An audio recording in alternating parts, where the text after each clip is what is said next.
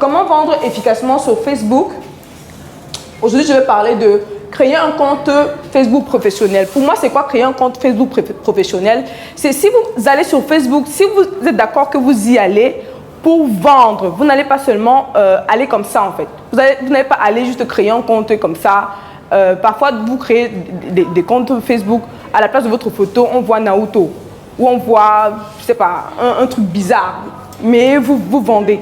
Donc ça, c'est pas professionnel. Si vous allez déjà comme ça, c'est mort, c'est déjà mort.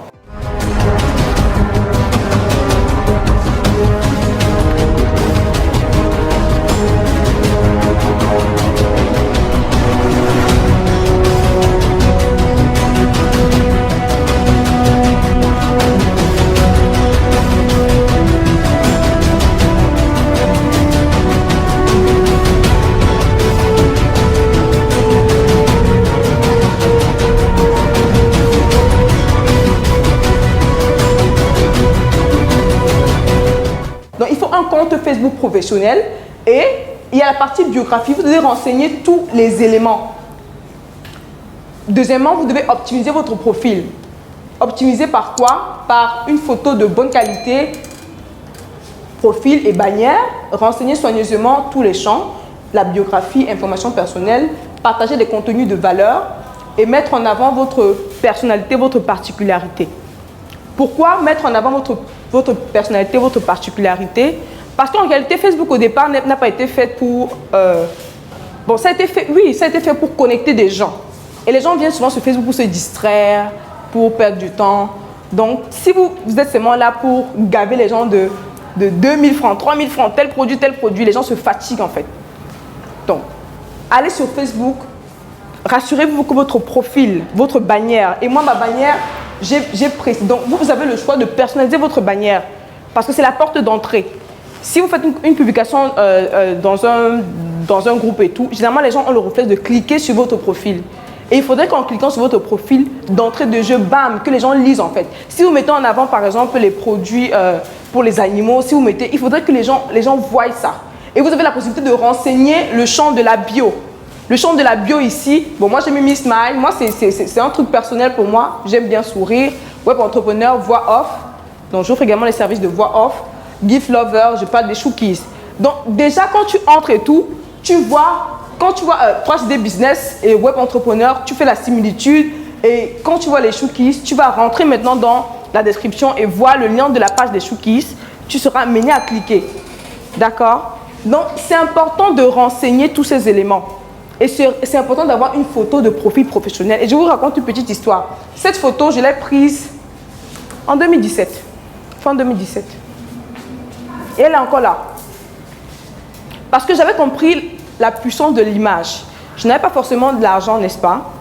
Quand j'ai décidé de faire un shooting, j'ai dit ok, je voulais faire même un shooting pour mes produits, pour les porte-clés.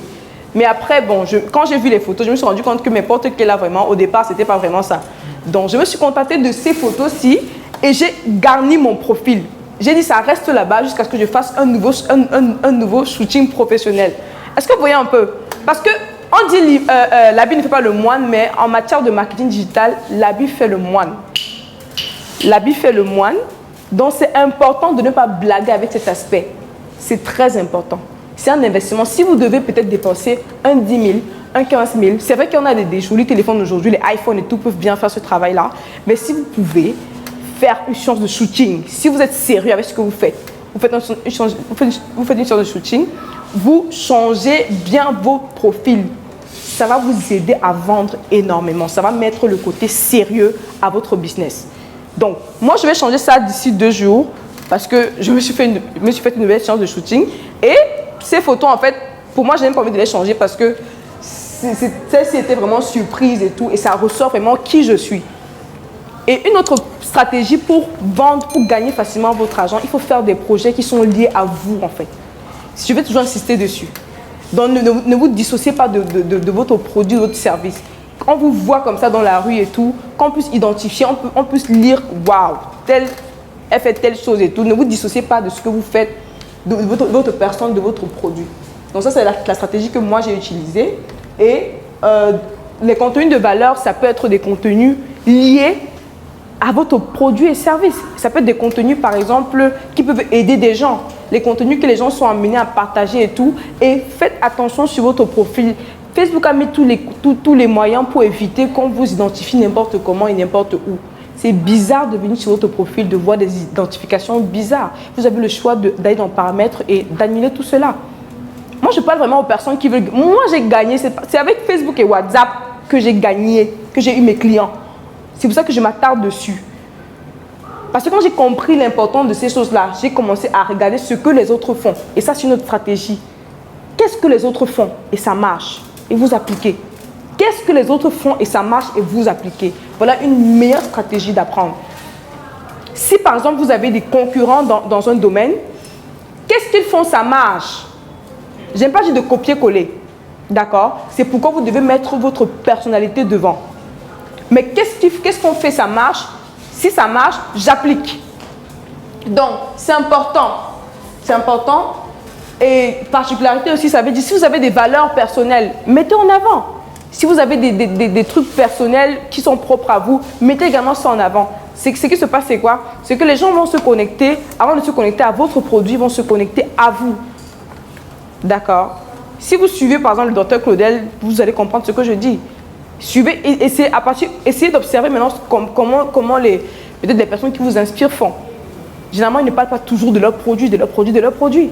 Il y a une partie, soit peut-être c'est leur jardin secret, soit peut-être c'est des valeurs propres à eux, soit c'est une chanson qu'ils aiment, soit c'est... Pourquoi? Parce que de plus en plus, c'est back to human. Les gens veulent se connecter aux personnes. My God, c'est quoi avec ce truc-ci?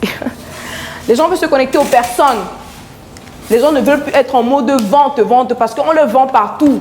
Par exemple, MTN, tout part. Bon, c'est pas une publicité, mais on t'appelle, donc les messages, c'est partout, publicité, tout est publicité. D'accord? Donc, de plus en plus, les gens veulent la personne, les gens veulent l'humain. C'est une autre stratégie. Si vous voulez vendre, ne vous focalisez pas sur le produit. Mettez également votre personne en avant. Maintenant, nous devons parler de personal branding. Ça, c'est tout un autre aspect. Mais ces éléments, ce sont déjà très importants. Alors, troisièmement, vous devez définir votre client idéal.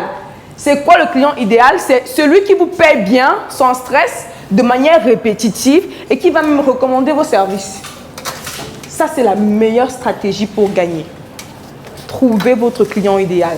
Parce que quand vous allez sur Facebook, par exemple, vendre, ce n'est pas à tout le monde que vous vendez. Et peut-être même vous offrez des services, votre client n'est même pas sur Facebook. Il y a des personnes, votre client est sur LinkedIn, vous êtes sur Facebook. Qui va acheter? C'est important. Si vous avez déjà un produit, vous devez définir c'est qui mon client idéal. Et ici, c'est ça, donc il va vous payer bien. C'est la personne qui ne discute pas souvent trop les prix. De manière, c'est la personne qui va revenir, donc qui va acheter et revenir et qui va recommander vos produits. Ça, c'est une méthode qui a marché pour moi. Jusqu'à aujourd'hui, tellement je suis passée, je sens d'aller quelque part, je ne m'attarde plus forcément sur les porte-clés et tout, mais jusqu'à aujourd'hui, il y a des gens qui viennent commander, des personnes qui sont là depuis 1 an et tout. Donc, et quand c'est comme ça, vous étudiez maintenant les caractéristiques de ces personnes-là. Et c'est ça, vous allez vous rendre compte que si vous avez peut-être 10, 15, 20 clients qui reviennent, vous allez vous rendre compte qu'ils ont les mêmes caractéristiques ou des traits communs. Et c'est ça qui garnit votre ligne de compte, je sais pas, vos éléments de client idéal. Voilà en gros ce que j'avais prévu pour vous. J'espère que ce contenu a été édifiant et intéressant pour vous. Si oui, n'hésitez pas à me laisser un commentaire, à mettre un pouce ou à partager la vidéo. On se dit à très vite. En attendant, n'oubliez pas d'activer le mode solution de votre cerveau. C'était Kamada.